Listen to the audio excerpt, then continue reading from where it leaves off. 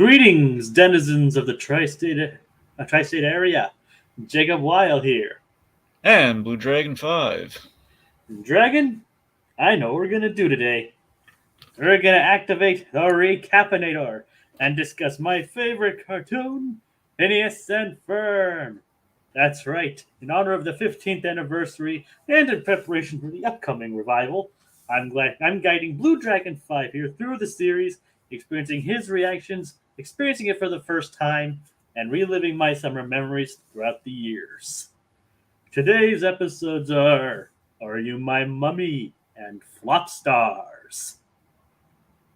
So Dragon, how you feeling about it this week? Well, it's better than last week. Well, I mean the first episode. Well, you mean yeah, because I remember you didn't have weren't exactly too fond of the Magnificent Few. So No, it wasn't. But you really enjoyed Swinter. I did. So you're saying like as a whole, these two are better than both are better than Magnificent Few.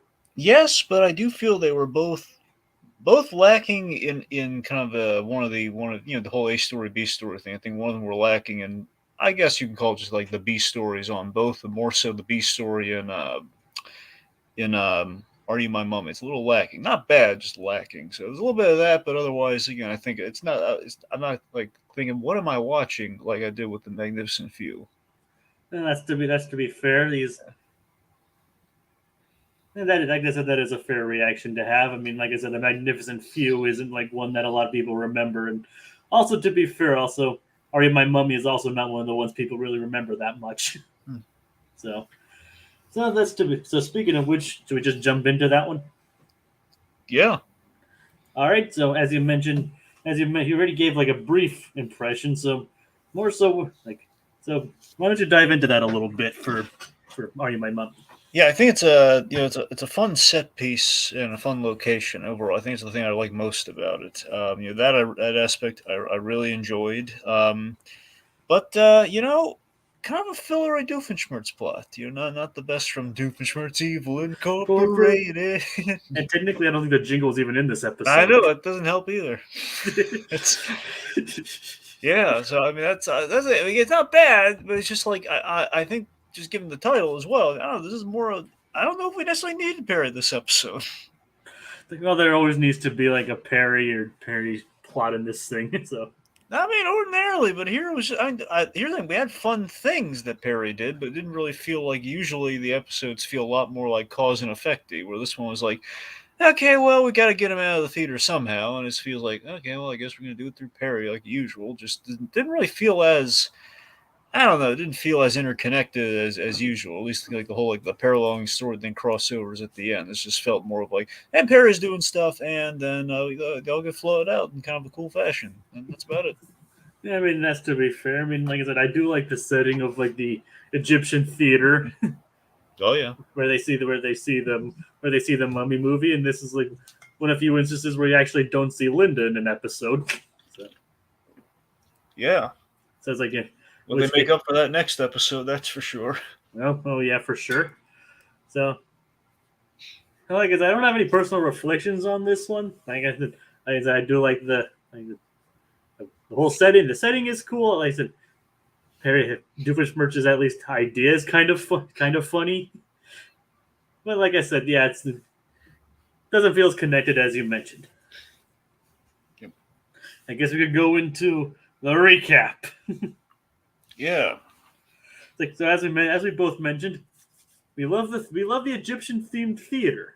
Oh well, let me ask you this: is there any as far as background or context goes, Povenmire and Swampy, they got any specific love for like the Universal horror movies, the horror monsters? Because obviously we have like there's Frankenstein's brain. Oh, there it is. It was over there. And they do homage it later on as well in later episode in like a future episode. But as far as I can remember, they've never explicitly mentioned anything for the Universal monsters per se. Yeah. I mean they've more noted their love for Rocky Horror Picture Show. So which they actually have like several stars from that in there, including the guy who created it, Richard O'Brien, voicing their dad. So they've shown more love for that than I. And of course, they've alluded to the Universal monsters here and there, but they've never actually explicitly mentioned like any of that themselves. All right. Speaking of which, this actually accomplishes one of the things in the theme song, which is fighting a mummy. Yep. So there's that. Yeah. Okay, well, I guess unless there's any other background little tidbits you want to share, let's just jump right into it. Yeah. And like there really isn't any other tidbits. I mean, as I said, there's not a lot of commentary that exists for this shit. I mean, I have a little bit more for the next episode, technically, but usually a little Walt Disney. Here's a tidbit, now and again. Yeah, it's like there's not really like any commentary or anything, or a lot of production information that was released. I'm sorry, I'm going on this very small mini tangent here. It'd be hilarious if Walt Disney, if even manufacturers somehow they could have like kind of Walt Disney doing like a Timbits, like the Canadian donut thing, doing like a little Timbits kind of advertisement. Here's a Timbit for you kids. A Disney Timbit, just like a little kind of aside, it's like a little moment in the ride, like you're watching the ride video or you're watching the pre-show, or like in between you'd have like a little ad, a little sponsorship, and it's Timbits brought to you from beyond the grave by Walt Disney. Well, there's even ties to it in turning red. Yeah. So it's like there's the cross promotion for you. Okay, yes. So the Lawrence is taking the kids to the Faro Theater, I believe they're calling it here. I believe the story here is that this place has been around for 70 years. It seems that way. Like going to watch an old mummy movie, which is what better setting? I mean, it is a good setting. I would love to see especially like as you mentioned, the Universal Mummy movie. I'd love to see it like an Egyptian theater like that. Yes, the Mummy is not one I'm intimately familiar with, but from what I've seen it, but it's one I never went back to, and from what I heard of people who've gone back to it or watched it for the first time, it's. Are you referring to like the Boris Karloff mummy or the the Karloff mummy? Yeah. Yeah, because he wasn't in like the later Mummy movies. It was an entirely different mummy. Yeah. I just wanted to clarify on that. Well, I mean, I guess depending on what people refer to, like, I don't know if this one's more in line with, like they're trying to go for Karloff or not on this. I mean, I'm guessing no. Yeah, they're going for more like from what the movie looks, from the movie they're watching, it goes more like the Karis mummy. Yeah. Like the more serial killer mummy, the one that's actually wrapped up and goes around doing stuff. Gotcha. Okay. But yeah, like the two archaeologists that awaken the mummy with the hieroglyphics. It's like, the classic, oh, what a goose I am. Oh, what a goose I am. Yes. It's like, apparently I don't obey your commands. Well, beat me with a chicken. Of course, it beats him with a chicken. Yeah. We don't see it, but the noise. And then we see the booby traps. Again, we set up the expectation for the episode. It's like, okay, you get a mummy buddy, and you say the words, you're going to have a mummy friend, and you're going to have booby traps, and basically Indiana Jones adventures with a mummy. It's essentially what you're going to get. And he's like, I'm so down for that. Cast Brendan Fraser today. Oh, yeah. Which of course leads to the musical number, but that Phineas and Ferb dream about having their own personal mummy. Yeah. Like my undead mummy and me. That was a delightful sequence. My favorite part of it is when Phineas sneezes and the mummy has toilet paper ready for him. Yep, right after he scares away Buford. Yeah, that's great. Yep. Also, a little nod to young Frankenstein when they're a little tap dancing number, like they're holding like little tap dancing canes. Yep. Yeah. All right, so Lawrence, here's a relatable thing for me. Lawrence falls asleep, which very relatable for me. My father, I remember one of the funniest things I can ever think of is when I took my father to see Wall-E as a kid. Aw. He felt like, again, he loved sci-fi stuff as we were going there. Movie starts, and I see, like, I'm kind of blown away. Oh my god, there's essentially live action representation in a Pixar film with like the picture of Fred Willard, and I'm turning just to get, I don't know, just kind of turning just to see how he's reacting to the splendor and everything. He's like Grandpa Lou from Rugrats, like, mouth open, just like leaning back, like he's like. It's like, oh man. Well, it's not Naughty Space Vixen, so of course he's not interested in that. Well, yeah, pretty much, yeah. Anyway, but Point being, the father falling asleep at the movie. Yeah. Anyway, so Unfortunately, I never really experienced anyone falling asleep at the theater. right. It's like mainly because my dad really didn't go to the movies, and when I went with my family, they usually stayed awake. Yeah. So I don't have that. I mean, I have almost falling asleep in a theater, but I never actually fell asleep in one myself either. Hmm. All right. So let's see. So of course they think the best place to look for a mummy is the mummy exhibit. Yeah, yeah. I like that it's kind of hyped up from the father. So here's where the lines get blurred. You've seen a mummy movie, and again, basically the father tells him like, "Oh yeah, we used to do kind of mummy events here all the time back in the day." Yep. And of course, Candace decides to go off and investigate to see what they're up to. Yeah, yeah, and I love this gag where they go to the manager, ask him where the mummy is, and he hits this young kid kind of hits the hits the button. Manager assistance requested. Yeah, now we have Yes. another guy says, "Yeah, where's the mummy? It's in the basement." Okay, and then we have like, "Where's the bathroom?" Manager assistant. Yes. It's like being a manager, he must get that a lot. You can just tell that happens a lot. Yeah. He's like, "Do you have to ask me for everything?" All right, so let's talk about one of the coolest, funniest booby traps in this. Let's talk about the gumball boulder. It's like, yep. Apparently, while they're down there, Candace accidentally knocks over the gumball machine, and it starts chasing after her. Phineas and Ferb, of course, they avoid it like champs, like they're true Indiana Joneses, and then Well, it doesn't always do. It doesn't turn out entirely well because they do it well at first with the whole little dance routine or whatever. Then they smack into a wall. yeah, but they're fine. Yeah, they're fine. Candace, on the other hand, she is not. This way, if to put in Toy Story kind of terms here, they're falling with style. Candace, not so much.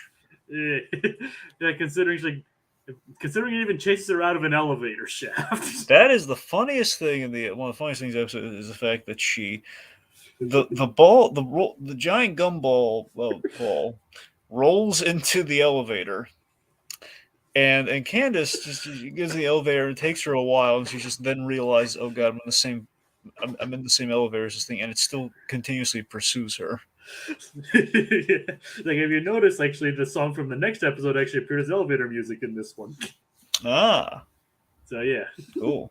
So of course I love the setup here where Candace, she the big payoff of this boulder chase is she eats the gum from the gumball machine, and she then she gets the tub of icky old butter, so it drops on her while the toilet paper also drops on her. So basically, she is stuck being unintelligible, while she's got gum in her mouth. It's like, yeah, old stale bubble gum. Yep, old stale bubble gum. It's like, well, yeah, you don't eat the old bubble gum. Okay, so yeah. Go on. Before we then cross things over, let's check in with that wacky hatted platypus man. Well, he enters through a gorilla exhibit at the a gorilla movie exhibit. Little King Kong homage. Yep. And upon the monogram telling him his message, it's a monogram confuses it with this grocery list. I love that. 1 pound of blood sausage. Like, wait, that's my grocery list. I just love the idea that monogram's like, oh, Doofenshmirtz is buying something. He's writing on the back of a piece of paper. It's like, no, I just think that's actually monogram's grocery. No, that's what I'm saying. Monogram, in writing this down, he just grabbed the nearest piece of paper he had and he wrote it down on the back of his grocery list. And he's like, okay, this is gonna be great. I'm gonna share some Perry the Platypus, and then I'm reading the wrong side of it because Carl taught me to read, but he isn't in the show yet. Yeah, I don't know how to read Perry. I know I've been lying to you all these years. I'm sorry. I think this is stuff for the Gritty reboot, by the way. They just have a thing where Perry's he's not so many words because he's a platypus of a few words here, where he basically confers like, "It's okay, buddy. I know it's okay. It was no surprise to me." This monogram's like, Agent P, I knew you understand. I knew you'd understand. Okay. Yeah, we need to do. We'll discuss more about the Gritty reboot later. Yeah. But what about Perry's submarine? It's awesome. Yes. Yeah. Speaking of which, but ultimately kind of pointless. oh, absolutely, yeah. considering it's only like in water that's like a foot or two deep. It doesn't need it at all, but it's cool. Yep, it's just like it just scrapes along the ground. So, here's the thing. While Doofenshmirtz's plan, I don't think is tied into the episode as well as it usually is. It is ridiculous and very mundane. That basically Doofenshmirtz has a Lex Luthor plot here, where it's all about beachfront property. Yeah, basically his plan is to like using his wood, basically a wood magnet-inator, basically. Yep. Remove the wood from a dam and flood the area, increasing the ocean by 2%, giving it beachfront property. Just 2%. Yes, but it's like sure when he does it, he's evil. But when Phineas and Ferb do it, they're just having a beach party. Exactly. Exactly. It's kind of funny that he's just basically stealing the other episode's plot line. At that point, it's kind of funny. It's like you have when they do it, they're just innocent kids having fun. But when he does it, he's an evil supervillain. Exactly. But speaking of evil, Jacob, we should talk about some of the other gadgets and tools of the trade that Doofenshmirtz employs here. The bubble of pure evil. And polymer, and basically space age polymers. And a blend of space age polymers. Exactly. That apparently is not as unbreakable as he thinks it is, because all it takes is like beaver teeth and Doofenshmirtz's nose. It's like the beaver, he sharpens his sharpens his teeth, makes the toothpick, throws the toothpick away, then chomps it, which is actually fairly accurate to how beavers actually work. Yeah, no, that's true. But I love Doofenshmirtz is kind of like his self-reflective moment. Is my nose really that pointy? Is it really that pointy? So yeah. Then of course, one of the funniest things I love Doofenshmirtz. My favorite part I love is Doofenshmirtz takes the time to paint Doofenshmirtz Evil Incorporated, or at least Doofenshmirtz at this point. Just the fact that he has to take the time to label the Inator, just for branding purposes. There's no other reason to do that, just for his own benefit, and the fact that he's painting over the bubbles, making fun of Perry the Platypus. Oh, I bet you wish you could take my paintbrush, good, don't you? Huh? Because Perry knocks it out of his hands. Like, see if you can do that now, Perry the Platypus. Jake, you're familiar with Death Battle, right? Yes. Okay, I'm going to pitch you the ultimate death battle. Are you ready? I'm ready. You ready? I'm ready. Okay, I'm going to tell you. Dr. Doofenshmirtz V grew from Despicable Me. Yeah, that would work. Yeah, pointy-nosed evil scientist, kind of somewhat of a redemption arc on both. Somewhat. One on Gru, obviously. Doofenshmirtz. Well, I haven't been that far in the show yet, but I mean, he's not all bad. And both good dads. Exactly. And both actually have plans that involve the moon. Yeah. And there actually is a plot later where Doofenshmirtz does do stuff with the moon. Oh boy. Yeah, well. He doesn't try to shrink it like Gru does, but yeah. Well, you'll see what happens. Yeah, but seriously, there's a death battle for you. Gru versus Doofenshmirtz. Yeah. Of course, Doofenshmirtz's big the ace up his sleeve is he's gonna go for the kamikaze move with the self-destruct button. Yeah, it's like everything needs to have a self-destruct button. Here's what he's gonna do. He's gonna grab Gru by the nose, pull him in, then punch him, and then hit the self-destruct button. Oh god! It's the death battle version of that. Yeah. Behold my self-destruct button. What does it do? It's self-destruct. That's pretty self-explanatory. I mean, it says it right there. Self-destruct. It's like, well, he actually builds a device that blows itself up at one point. Really? Well, it's like part of like a clip show kind of thing. Okay, well, all right, we'll get there. It's like a one-off joke. It's like not even we don't even really see him build it or anything. But that's like 2 seasons away from now, anyway. All right, so the boys get disheartened as they find basically fakey promotional lobby junk, which includes like the blow-up mummy. Yeah, I mean, to be fair, that would be kind of disappointing to find. Like, they should have honestly expected not to find much in a promotional basement. Yep.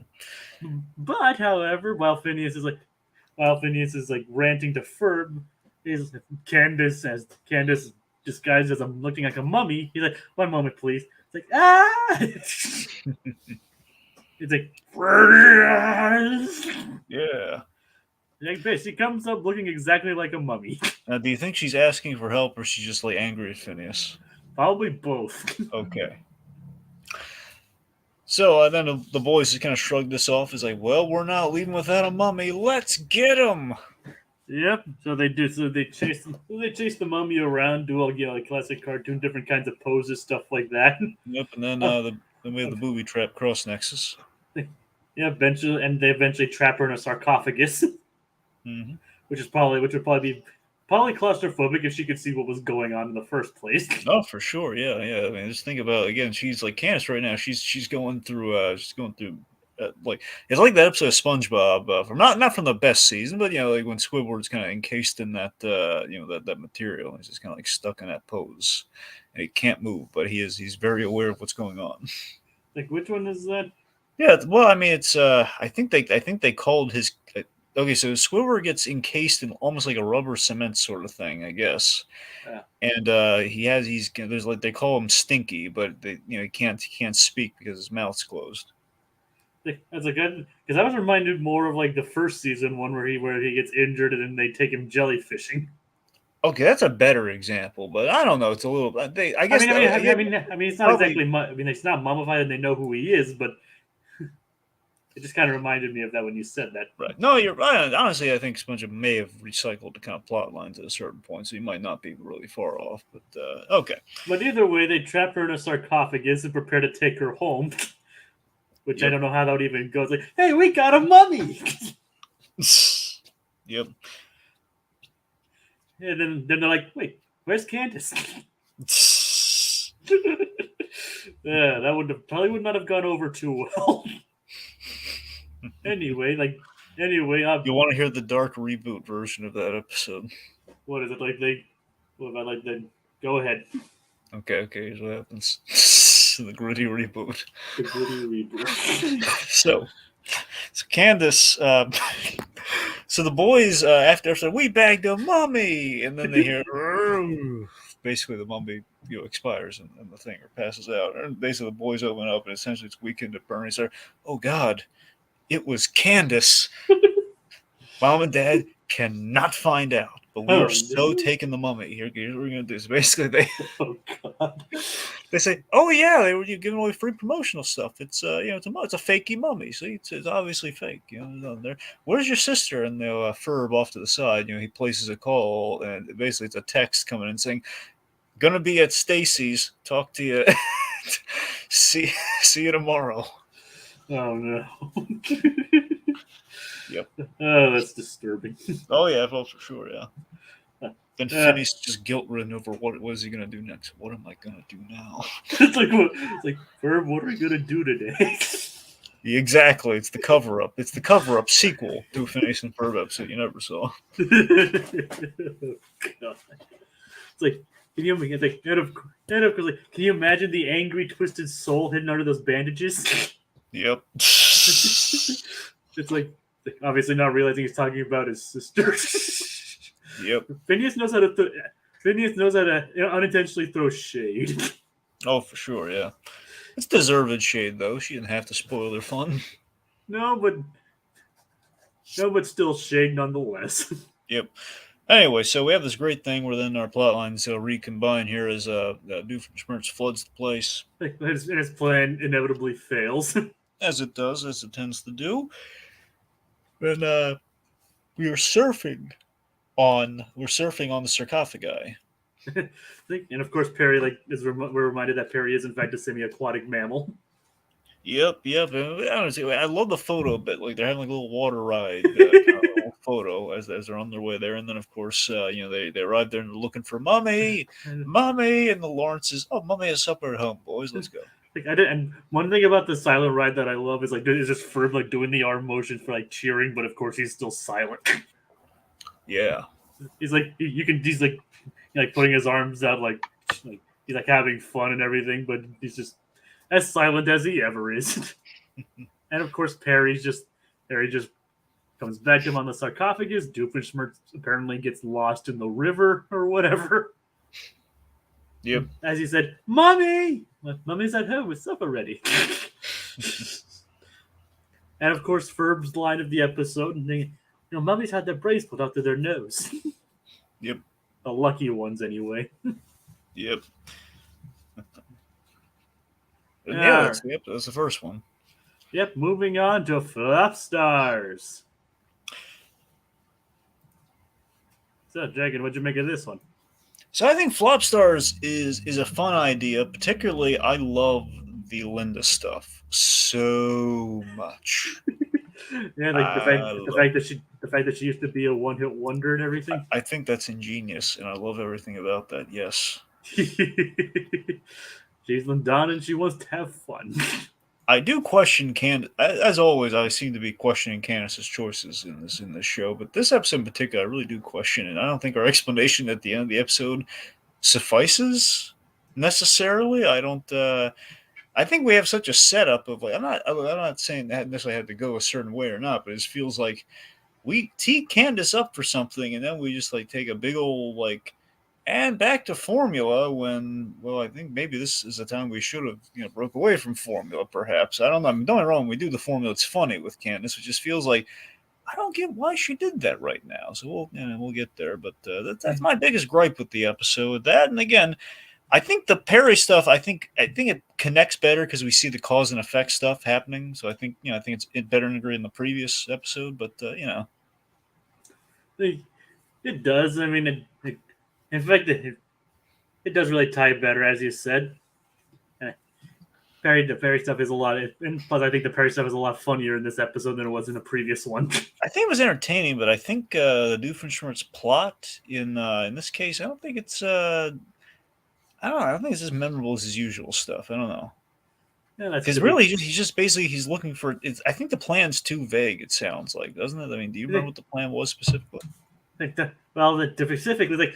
An unprecedented reign of terror upon the entire tri-state area. Well, it was just the giant building robot, right? That's all the plan was? Basically, yes. That's what I'm saying. This felt a little like giant robot. Like, really? Doofenshmirtz, you have like a really hysterical, kind of like minimal goal. Usually it's just like giant robot. That's a little lazy. I don't know. It's like, I just love the delivery of that line. That's like, a reign of terror upon the entire tri-state area. See, that's great. That's what I love that. That's great. It's just reign of terror is like the lacking part there, but the tri-state area, obviously, that's great, and that's Doofenshmirtz to a T. That's what we want from the guy. I don't know. It just felt like on the whole of both of these, just the Doofenshmirtz plot lines were lacking in some area, where the other one was less the plot itself, more just getting there, and this one's, I think, not getting there, but honestly, it's just a little very straightforward plot. I don't know, not straight, just very minimal. Yeah, to be fair though, it does service the episode well though. That's a thing it does, so I can't really fault it. Just I've seen it better in the other episodes, I guess. Well, I mean, as you obviously experienced with this and most likely other shows, like there are some shows that pull off the formula, episodes that pull off the formula better than others. So I mean, he's gonna have to do this like over 100 times, so it's gonna hit some rough patches, I'm sure. Yeah, but like I said, the fun part with this fun thing with the show is like it doesn't use its formula as a crutch. It always plays with it, has fun with it, and always creates a unique experience, despite like pretty much knowing how it's going to end. Yeah. Which I think is I don't think that means it's a badly written show. In fact, it actually like proves how well memorable the show is, considering how people remember it the way they do.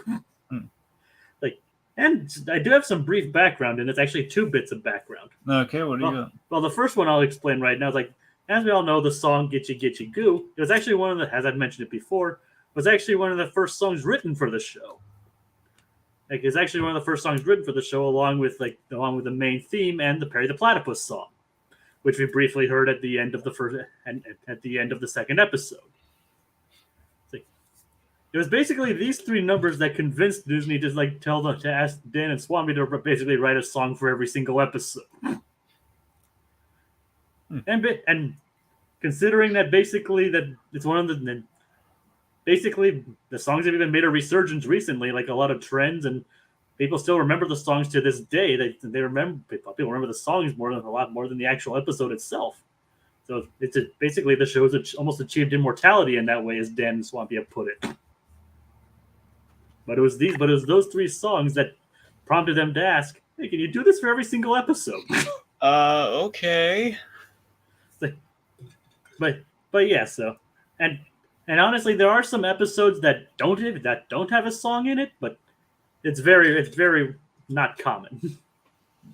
It's not very common to have an episode that lacks a song in it, even if even if it's just like a few seconds of a jingle or something. And that's about the. And I also do have a background for a specific gag that happens later on, but I guess we can get to that. Do you want me to explain that now, or do you want me to explain it when we get to it?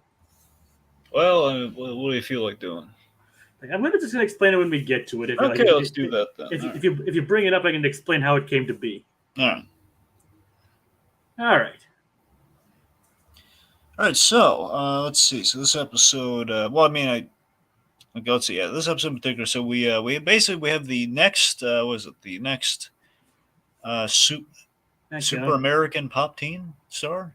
And let me see here. I'm trying. It was very extensive. I think it's like super. I think it's next Super American Pop Teen star. The next Super American Pop Teen Idol star. Idol star. So you were close. Yeah, it's close. So, anyways, the boys learn what a one-hit wonder is because they're thinking, "Oh man, it must be exhausting to have like all these expectations and everything, all that sort of stuff." If you became like a star. Which, to be fair, is a valid observation. But then, Jacob, then we learn about the best part of the episode. My God, we learn about Lindana. Well, they don't at this point, but well, no, I'm saying we kind of the explanation for what a one-hit wonder is to us, the audience, is revealed is Lindana. Their mom, Linda, used to be a pop star who had one successful song. Yeah, and of course she had kind of somewhat of a Madonna gimmick, being the pun with the name. Lindana. Yeah, but so the idea just being, you have a hit song, then you have a diva tantrum, then you quit out of rebellion, then you become elevator music, then you may or may not have a reunion concert. Yep. Basically, it's applying like a timeline to the 15 minutes of fame. Basically, yeah.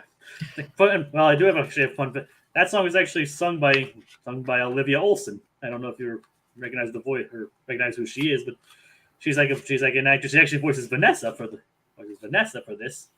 Really? Yep, and is also the daughter of one of the writers of this show, Martin Olson. Huh. She actually also starred in like Love Actually with Thomas Sangster. Thomas Sangster, the voice of Ferb. Oh, okay.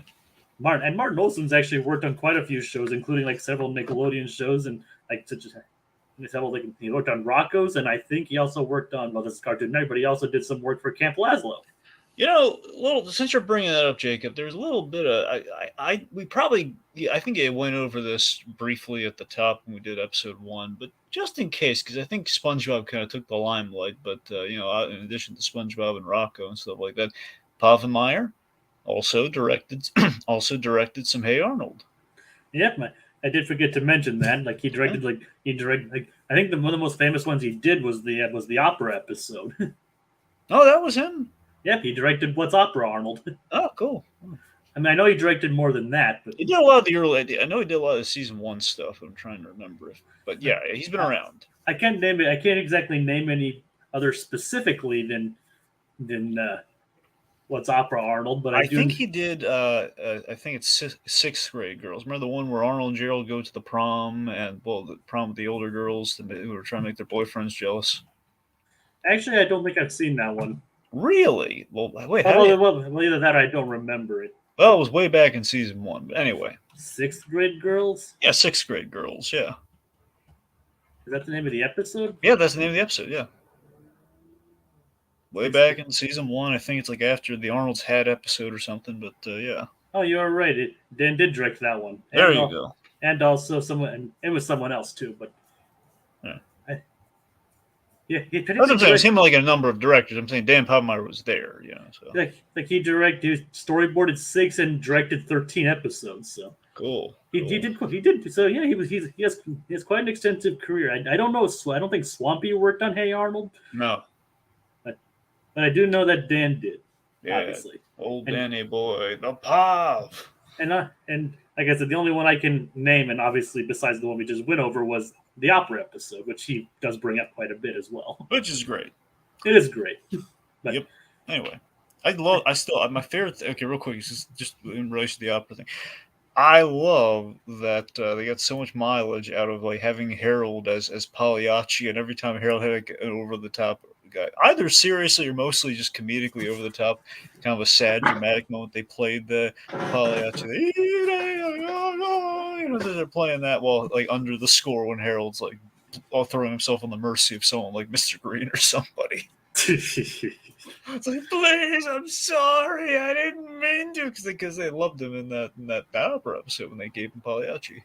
That was hilarious. I'm a sad clown, Arnold. That is a classic episode. It is. Okay. So, again, aside from Linda stealing this episode. But that does inspire Phineas and Ferb to pursue their own one-hit wonder career. Yes, and I love how specific a goal outline that is for this episode. That's really good, and I love how very seriously Phineas is taking that. Like he even makes a list. He does. It's a hit record, diva tantrum, elevator music, and a reunion tour. So we have the formation of Phineas and the Ferb Tones. Yes. Which, of course, are complete with the Ferbettes. And which are, of course, the Fireside Girls. Yeah. They say specifically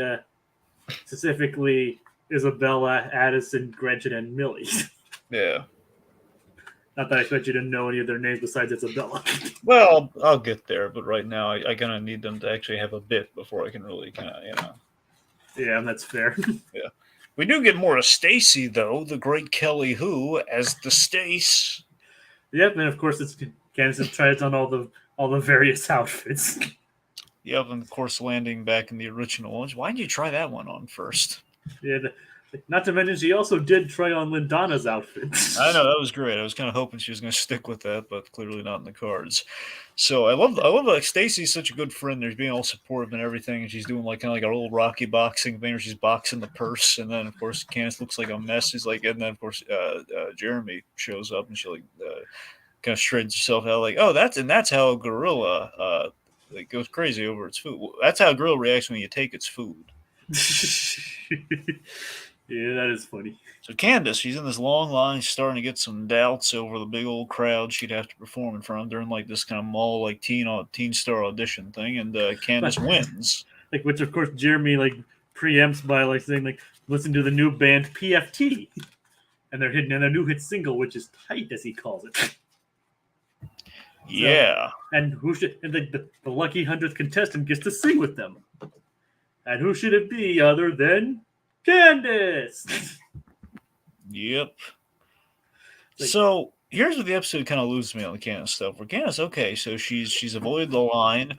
She's kind of hyping herself up thanks to old Stacy there, and she has, she's on stage, and then of course she has the reveal that it's her brothers and everything. But still, it's like they've made this extremely easy for like, hey, the lyrics don't matter. So when I point to you, just sing some stuff, and it'll be good.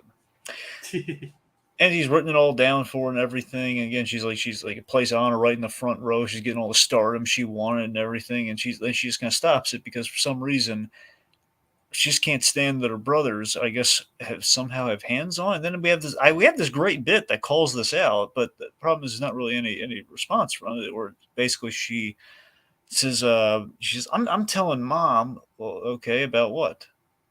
It's like, that's hysterical. Him asking like, okay, tell her, and just the silence of like, yeah, what are you gonna tell her? Well, what's wrong here? This is there's not exactly anything wrong with this. They're not doing anything kids shouldn't do necessarily. I mean, they say no to the money later, so it's not really, A one-hit single? Another new hit single? That's great. Yep. But so yeah, she does decide to go on to. Perhaps before we do that, we should like go over to what Perry's doing. Perry. Yeah, so Perry the platypus. He does have one of his weirder entrances where we don't actually see it, but we hear his entrance. Yes, he flushes himself down the toilet. Well, there's a good reminder that he is semi-aquatic. Yeah. But I mean, there's so many other dignified ways to show that. Like, well, they didn't show it. I know, no, I appreciate. I appreciate. I just feel honestly, I'm putting the blame on not on the show, but on Monogram. It's like, really, Monogram, you couldn't give them more.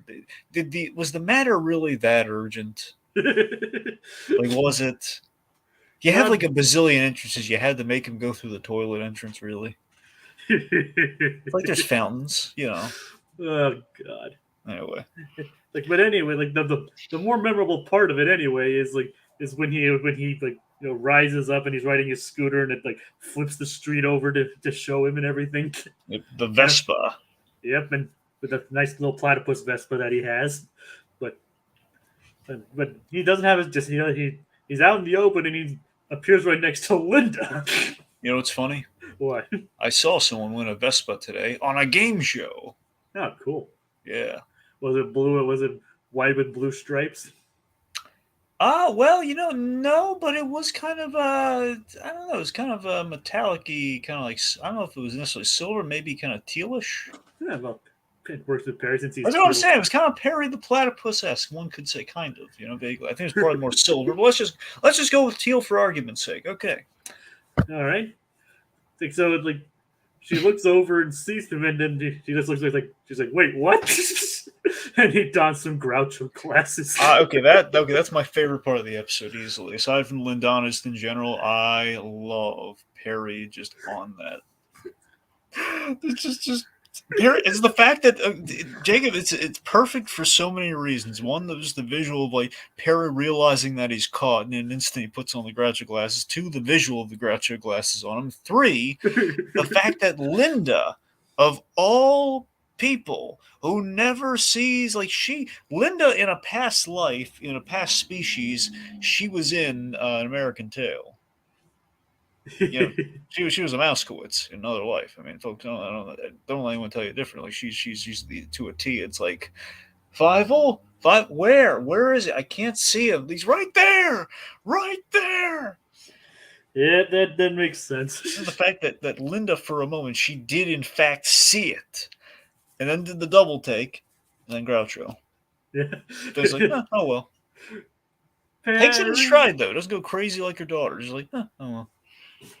Well, Perry does have a good reason to be protecting his secret identity. He does. Because he'll be taken away from them if he's found out. Oh, really? I mean, yeah, you've seen the movie, so that's like one of the reasons. Well, no, I saw the movie. I thought they would have mentioned the show at some point, though. And I thought they did. I thought they mentioned like the first episode or something. I don't know if they did, Jacob, but well, that's fair. That sounded kind of important. I think I might have remembered that, but I don't know. I mean, they said he has to keep his cover. I don't know if they said he. I don't think they explicitly said he'd be taken away. I don't think that'd be more something that's brought up later on, I guess. Okay. But either way, yeah, that's the reason why he has to keep his identity a secret. Yeah. Okay, so he shows up, and this is really funny though. He's just keeping the Groucho glasses on, and he's literally walks in the Doofenshmirtz's lair. Doofenshmirtz Evil Incorporated. Which we do hear the jingle actually twice this time. Yes, we do, and we cut it short the second time. Yeah, but it still makes up for the fact that it wasn't in the previous one. Yeah. So, the new temp, and he thinks it's the new temp. Of course, he's doing like the Groucho glasses eyebrow lift when he's walking. It's like, oh yeah, the classic Groucho eyebrows, like. Yep. This is really funny though. Of course, he goes, "Barry the Platypus, you're a temp." Our time is that hard. That's great. Of course, then we have like the very Bondian aspect of the episode. There, I love that Doofenshmirtz. It's very much a thing where he's offering Perry the Platypus a last meal from a deli platter because he's just enjoying this deli platter as evil's being done by essentially I don't know. I think Fairly Odd Parents came first for this. I'm not sure, like a little kind of copy of Mike the Evil Building. Yeah, probably. Yeah, yeah. There's a bit of Bondian influence in this show if you haven't noticed. Yeah, it's the whole I mean, you also got a little bit of this again in reference to Bond with like just the pleasantries. Like, look at '60s Batman in the Mr. Freeze episodes. He's offering Batman and Robin a last meal in the refrigerated room. It's like that Bond thing. You're like, no, Mr. Bond, let me get you something to eat. Like, what did Mr. Freeze offer him? Ice cream or something? I'd like to think so, but no. What actually it was is it was honestly it's probably a TV dinner or something. But no, it was. A frozen TV dinner. I'd like to think so, but in all seriousness, no. Mr. Freeze had this. They had this. I don't know if you ever saw this in the '60s Batman. The best Mr. Freeze, for my opinion, is George Sanders, the first one, and he had this lair. You mean best Batman and best Mr. Freeze for that show? Yeah, for that show. They had multiple. They had 3 Mr. Freezes in the '60s Batman. That's why. Dang. Yeah, they had 3 actors, and the first one was him.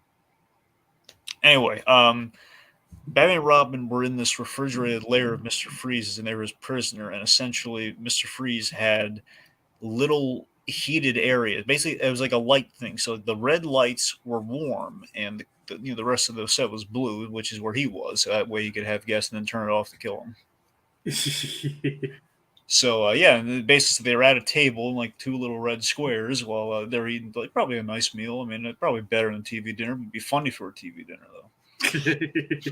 But Anyway, the point it's a very Bondian movie, which it does bring about the point though. Doofenshmirtz. When you think about Doofenshmirtz, it kind of occurred to me this episode with the very Bond stuff. Like, Doofenshmirtz, again, they're very much doing a Stavros Blofeld with the voice. I think it's where Pavelmeyer's pulling from for Doofenshmirtz. It's not just like a funny Eastern European thing. It's like, no, Mr. Bond, I expected to die. Well, I guess I could have touched on it in the background, but from what it might be drawing some inspiration from there, like because actually he actually is pulling the voice a little bit from his childhood when he used to play with his sister. He used to play with his sister. He played the evil scientist, the evil German scientist. So he very well could have been pulling it because when he was growing up, obviously the Bond films were very popular back then. So he very well could have pulled it from there. Okay. And of course, as you've seen, Bond, like Doofenshmirtz is basically just a very stupid Bond villain. Oh yeah. So Doofenshmirtz, he offers him a deli platter and he offers him crushed pepper, and he just say when, and Perry's is not saying when, but for a reason. He's just crushing that pepper, and he keeps crushing and crushing. He keeps piling up, and well, I'm not a paprika guy, but Yeah. Anyway. Yeah, then Perry, of course, he pulls an escape as he is wont to do. He blows it in his face and then up into the. I do call BS on how Perry stops Doofenshmirtz's plan in this episode, though. The building sneezing. Come on, man. The building sneezes. It's a cartoon dragon. No. I know it's a car. Yes, but Jacob, it's a sentient building. Yeah, so that sneezes. Okay, Sneeze a robotic building. Okay, he's not organic. He's machinery. Why would Doofenshmirtz has done a lot of stupid stuff? Okay, he's done tons of stupid stuff. I get it. All right, but a working human nose in the building, and he doesn't even have a nose in the design of the building, does he? Did you see a nose? I didn't see a nose. I don't think so, but I think that's just part of the joke. Yeah, I mean. A whale sneezing, that's one thing, okay? That's an organism, okay? Has kind of a nose with the blowhole. There's something there. But a building. The building actually does have a little bit of a nose. All right, fine. Even if it has a nose, it's stupid that he put that nose in there. Okay, of all the dumb things to do for sure. What's the building gonna smell? Pollution? Come on.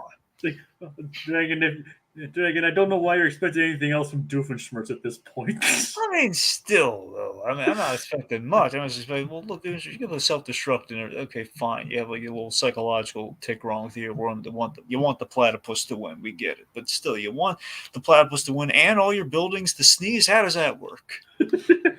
He's not. Keep in mind, like he's not exactly the smartest bulb in the shed. Yeah, but it has to go to extra lengths to build a nose, though. That's the thing. It's not like, oh, I forgot to take out the nose. No, you forgot to.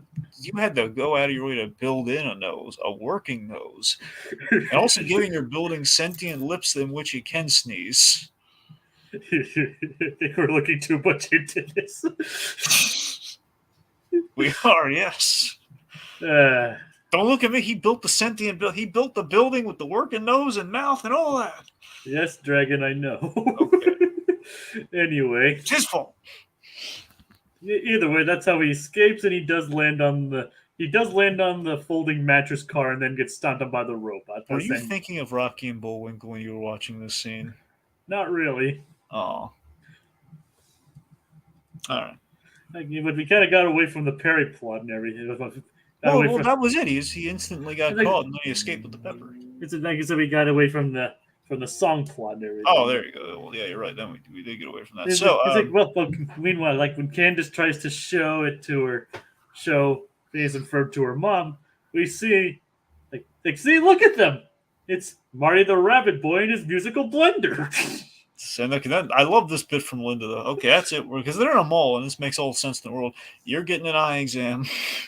I actually do have a bit of background for that one, for that gag specifically, to be honest. The Marty the musical Rabbit blender? Yeah, the Marty the Rabbit Boy thing. Like, Dan actually uploaded a video explaining how they came up with it. Well, please tell. It's like you knew what the gag would be. Like, Candace showing Linda that a silhouette would look like them, only to be something else entirely. So he drew a silhouette with them and thought what could fit into them, considering they have strange silhouettes, being a triangle and a rectangle, respectively. So it's like he saw that Phineas's hair could be seen as ears, makes him a rabbit. Ferb's rectangular head could lead to being a blender. So basically, he drew it, trying to think of something that would work. Someone walked by and saw and asked who that was, and Swampy, basically on the spot, came up with, "That's Marty the Rabbit Boy and his musical blender." And Dan went along with it. But it also turns out to be one of his favorite gags in the whole show, basically. Says just Marty the Rabbit Boy and his musical blender. It's just so absurd even for this show. I mean, were you expecting to see a rabbit boy and a musical blender? I mean, an Easter episode maybe, but not this. Dang, Easter's already passed in this show. I know, that's what I'm saying. That's why, I would never really expect to see this in this show, unless by some miracle that happens, which I highly. Then again, they did have winter a few episodes ago, so yeah, I know. The last episode. Well, it is easy. Well, that technically did take place in the summer. That's what I'm saying. They could have an Easter summer sort of thing, but then the eggs would be spoiled and overheated, so it'd be omelets. Yeah, to be fair, yeah. It'd be a chocolate omelet. No one wants that. No, not really. God. But yeah, that's it. That's essentially it. Of course, they continue going on with the record label asked Phineas and Ferb to being to sign a deal to come and make another hit single. Yep, and then the greedy so Phineas's response, he was like, "What do you think we are? 2-bit hacks?" No, we're a one-hit wonder act only. Good day, sir. And they walk out, they're in the elevator, and they're checking off the list. Okay, well, we had our tantrum, and then up the elevator music. There we go. That was quick. So then we have the executives being all, again, I think this is kind of a Phineas and Ferb's kind of commentary on the, I think it's them complimenting Disney for not going this way, by the same token saying there's a risk of it. Just of them, saying, okay, well, we have their likenesses and everything. We're just gonna milk this cash cow for all it's worth for one. Then we're gonna have the Phineas and Ferb show. It's gonna go on for 20 years. Yeah, it's like you can squeeze 20 years of entertainment out of this one tape. Yeah, 20 years of entertainment, and we're gonna we're in the 10th anniversary of Phineas and Ferb, right? 15th anniversary. 15th, sorry, yes. So as I'm saying, 5 years from now, this line will be true. Yep. especially if the revival's running by that point. That's what I'm saying, man. Yeah. Kind of prophetic. Yeah. Unintentionally prophetic, but prophetic nonetheless. Yep. Anyways, of course, the tape is essentially snatched from their hands as Mike the Evil Building kind of there's mix it up a little bit there. And and Perry saves Doofenshmirtz by using the tape. And I just love Doofenshmirtz's line, when it comes to havoc, nobody reeks like me. Yep. I've heard of cell phones, but that's a pretty good one. I've already ranted about the smelling robots, about the sneezing smelling robots. We're not going to go there. Yeah, we need to cue up your rant music for that. Yeah.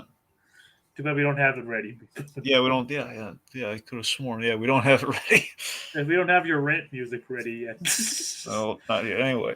Well, let me know if you have an upcoming rant in any of the next episodes, and I'll cue it up. I'll let you know. So, Jeremy, Jeremy, that sweet boy, he shows up, and he gives Candace a pep talk. He's always good for that. He's always good to bring to. He's usually good to mellow Candace out, even though he does. What's one of the things he does like about her. Yeah. Like, so he basically tells her, if you want to sing, sing. Like, why let your brother's fun ruin it? Imagine this. Imagine this. Jeremy just walks up one day and says, "Hey, Candace, you know what I like about you? Your head's in the shape of a music note, and I like that, man."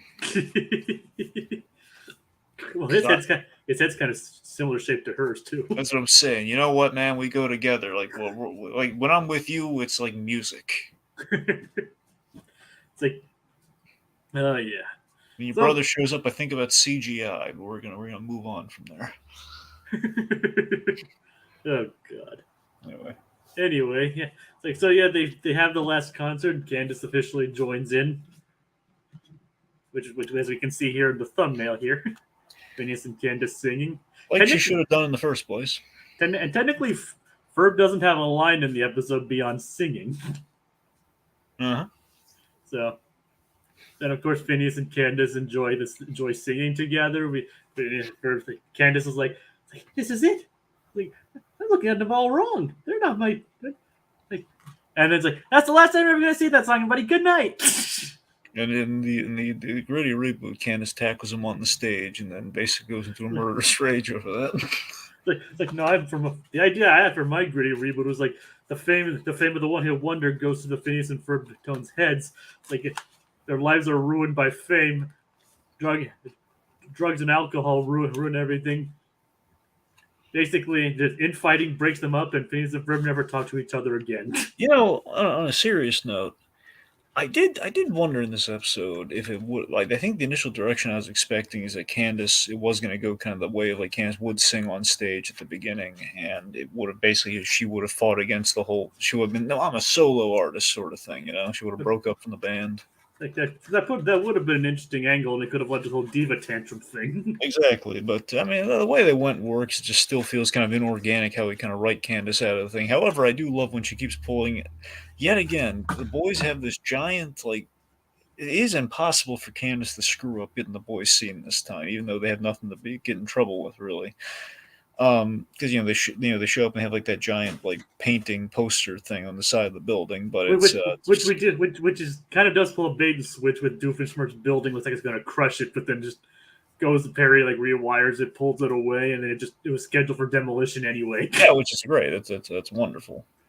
Yeah, that's kind of already an example of like the show messing with its own formula. I like Linda's the fact that Linda gets dragged out there and like the guards following her because you have to pay for that. And he's like, "Wait a minute, you're Lindana. I was. You're still gonna pay for that." Oh, I know. Yeah. Like Candace pulled her out while she was wearing the jacket. Yeah. We never see that jacket again. No, we don't. No, like she pays for it and she never wears it that we see. No. Anyway. But then we have let's see. So we have like the brother sister doing a song, and then at the end we have the music video of Lindana. Yeah, basically translated into many different languages, including dog. Again, them milking it for all it's worth with the one hit wonder of it all. And, it's the fact that I like that we hear the song. It's like, good old Linda. I like that Linda's didn't let fame go to her head. It seems, after she's mellowed over the years. Like, you know what? I had my 15 minutes of fame. I'm good with that. Yeah. Yeah, like mother, like son. Well, like mother, like sons. Well, sure. Well, I mean, yeah, I guess it's more that's the thing, Jake. When you look at Phineas and Ferb, when you think about it, though, isn't Ferb just a yes man? Does he ever have the idea? Like, technically, he does come up with an idea down the line. Don't you want to just like? I'm kind of waiting for the point. I'm like, it's going to happen for a long while. It's probably going to be like a once in a blue moon sort of thing, if ever. It's that moment where, like, hey Ferb, I know we're gonna do today. I just see Ferb he speaks up kind of in his one sound Bob line, but much earlier in the episode, like, you know what? No, I'm going to tell you what we're going to do. Like technically he doesn't really even do that, but there's one episode where he like kind of questions it and then when Phineas explains himself, he goes along with it. Yeah. So and there actually is an episode in season 2 where Ferb himself comes up with the idea. And speaking of it, this is not the last time we deal with one-hit wonders. There's an upcoming episode down the line where is Doofenshmirtz going to have an album? Unfortunately, no. He does. Doofenshmirtz does sing several times, actually, but It is funny though. Dr. Draken had had a rap album, had a very temporary rap career, but rap career all the same. and was like he also rapped to promote his shampoo. Exactly. Like mind control shampoo. Rather rinse and obey. Dr. Dragon's lathering shampoo and cranium rinse. And cranium rinse. I think that I wonder how well Draken and Doofenshmirtz would get along with each other. So, I mean, right now they end up on a very similar path. It seems where Draken kind of has a bit of a redemption, a softening of his evil. Yep, but even though he did come up with end up infused as a plant. Yeah. I wonder how permanent that's going to be, but yeah. No idea. No idea unless they do a revival of Kim Possible. Yeah, well, I mean, there's talks of it. We'll see. Yeah, I know there's talks, but obviously it's not as officially confirmed as it is for this. No, of course not. No. I mean, technically the show did end after the drama, but technically the fourth season is the kind of a revival, but more of a continuation. Pretty much. And then there was a live action movie, but we're not going to talk about that right now. Nope. And of course Bob Schooley posted a picture of him back at his Disney office. So there's hints. See what I want? I want that picture to be when Schooley's in the office. I want Schooley to be saying like, "Hey, I'm on a mission, guys. I'm gonna get those remaining shows on Disney Plus. See if it kills me." That would be nice because he was involved in a lot of those. He was. Even the ones he wasn't involved in, I just wanted to go there anyways. You know what? Legend of Tarzan. Let's make it happen. Well, let's just be glad that Kim Possible's on there. I know. Thank God that one. People would have rioted if Kim Possible wasn't on there. Let's be honest. I know it's like basically one of the only good shows from that particular era on Disney Channel. Anyway, we've reached the end. We have reached the end. So I think that ends it for this week. So join us next week at the same time for the Phineas and Ferb Recap-inator when we witness the biggest thumb wrestling match of all time. We witness Doofenshmirtz's past birthday tragedies. Phineas and Ferb make a movie while Doofenshmirtz makes some cheese. Good night, everybody. Lindana. I'm Lindana and I want to have fun.